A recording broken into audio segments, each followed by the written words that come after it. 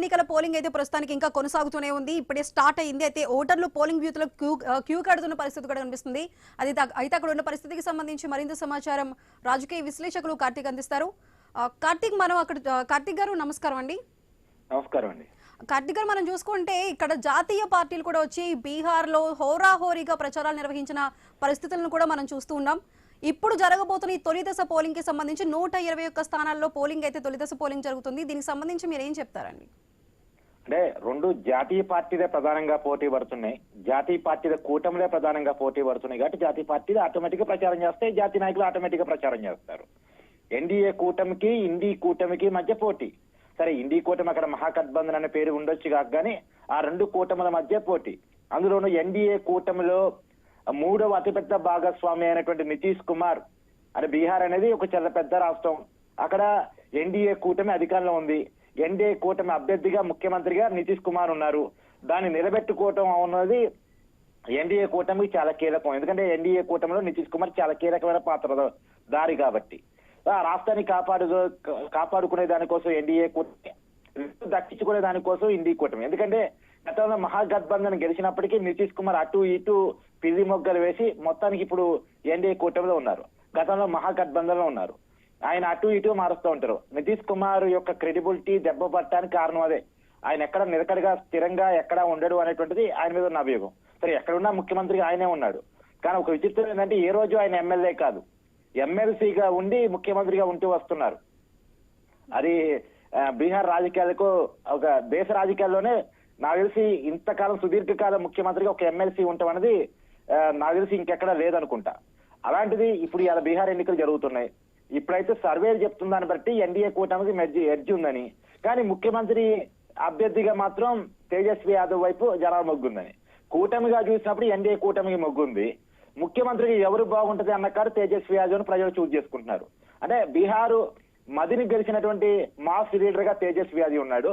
కానీ మొత్తంగా కూటమి మొత్తం ఐక్యంగా రాష్ట్రానికి గెలవటంలో కొంత ఇబ్బంది పడుతుంది అనేది సర్వేలు బట్టి తెలుస్తుంది మనకి. కార్తీక్ గారు, మనం చూసుకుంటే ఇప్పుడు అధికారంలో ఉన్న ఎన్డీఏ కూటమికి సంబంధించి ఇప్పటి వరకు చాలా సర్వేలు కూడా ఇప్పుడు మళ్ళీ రాబోయేది కూడా ఎన్డీఏ కూటమే అంటున్నారు. మరి దాని మీద సర్వేల మీద మీరు ఏం చెప్తారు? ఎస్, ఇప్పుడు ఇందా చెప్పింది అదే. ఎన్డీఏ కూటమి తిరిగి అధికారంలోకి వస్తుందని సర్వేలు చెప్తా ఉన్నాయి. ఎన్డీఏ కూటమి వైపు మొగ్గుందని చెప్తా ఉన్నాయి. కానీ మళ్ళీ అదే సర్వేలు చెప్తా ఉన్నాయి ముఖ్యమంత్రిగా ప్రజలు ఎవరు కోరుకుంటున్నారంటే తేజస్వి యాదవ్ కోరుకుంటున్నారు అనేది.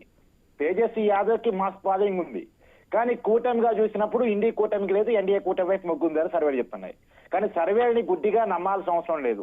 ఎందుకంటే సర్వేలు హర్యానా ఎలక్షన్స్ అప్పుడు ఎలా బోల్తా పడ్డాయి, ఢిల్లీ ఎలక్షన్స్ అప్పుడు ఎలా బోల్తా పడ్డాయి అని మనం చూసాం. కాబట్టి సర్వేలే ఎగ్జాక్ట్ అవుతాయి అని చెప్పలేము. సరే, అన్ని కూడా ప్రీ పోల్ సర్వేలు, తర్వాత ఏం జరిగిద్ది అని చూడాలి. కానీ ఏది ఏమైనా మోడీ చరిష్మా అనేది ఇంకా దేశంలో పనిచేస్తా ఉంది. మోడీ రాజకీయ చతురత్వం దేశంలో పనిచేస్తా ఉంది. కాబట్టి ఆపరేషన్ సింధూర్ ప్రభావం ఖచ్చితంగా బీహార్ మీద పడే అవకాశం ఉంది అనేటువంటిది. తర్వాత జీఎస్టీ తగ్గింపు ప్రభావం ఖచ్చితంగా బీహార్ మీద పడిద్ది అనేటువంటిది వాళ్ళు అంచనా వేసుకుంటున్నారు. బడ్జెట్ లో ఎలాగైతే ఆదాయ పన్ను మినహాయింపులు ఢిల్లీ ఎన్నికల మీద పనిచేశాయో, ఇప్పుడు జీఎస్టీ పన్నుల తగ్గింపు అనేటువంటిది, జీఎస్టీలో సంస్కరణలు అనేటువంటిది బీహార్ ఎన్నికల్లో పనిచేస్తుంది అని చెప్పేసి ఎన్డీఏ నమ్ముతుంది. రియాలిటీలో కూడా కొంతవరకు అది కనపడతా ఉంది. సర్వేలు కూడా దాన్నే చెప్తా ఉన్నాయి. కార్తీక్ గారు, ఈ ఎలక్షన్స్ కి సంబంధించి అన్ని పార్టీలు తమ వంతుగా గట్టి ప్రచారాన్ని అయితే నిర్వహించాయి. మరి మనం ఇప్పుడు చూసుకుంటే గత ఎన్నికలతో పోలిస్తే ఈ ఎన్నికల్లో పోలింగ్ శాతం పెరిగే అవకాశం ఉందంటారా? బీహార్ లో పోలింగ్ శాతం పెరిగే పరిస్థితులే కనపడతా ఉన్నాయి. ఈ రెండు పార్టీలు చాలా సీరియస్ గా తీసుకున్నాయి. రాహుల్ గాంధీ అక్కడ పాదయాత్ర చేశారు. కాంగ్రెస్ పార్టీ అక్కడ చాలా సీరియస్ గా, అంటే వాళ్ళ కూటమి చాలా సీరియస్ గా తీసుకుంది. చావోరేవన్నట్టు తేజస్వి యాదవ్ ముఖ్యమంత్రిని చేయాలని చెప్పేసి, అంటే యాక్చువల్ గా కాంగ్రెస్ కున్న కల్చర్ ఏంటంటే వాళ్ళు ముందే ముఖ్యమంత్రి అభ్యర్థిని ఒప్పుకోరు వాళ్ళు. కానీ ఈసారి ఒప్పుకోక తప్పలేదు. ఎందుకంటే కూటమి పేరుతో పోతే ఓటు రావు, తేజస్వి యాదవ్ పేరుతో పోతే ఓట్లు వస్తాయని వాళ్ళు అంచనా వేసుకున్నారు.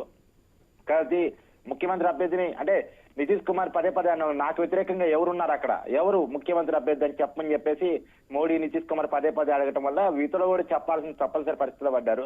కాబట్టి వీళ్ళు కూడా చాలా సీరియస్ గా తీసుకున్నారు. తేజస్వి యాదవ్ ముఖ్యమంత్రి అభ్యర్థి అని ఎప్పుడైతే అఫీషియల్ గా ప్రకటించారో వాళ్ళ పార్టీ ఆర్జేడీ వాళ్ళు కూడా ఖచ్చితంగా పోలింగ్ ని పెద్ద ఎత్తున పెంచి తాము గెలవటం కోసం తీవ్రమైన ప్రయత్నాలు.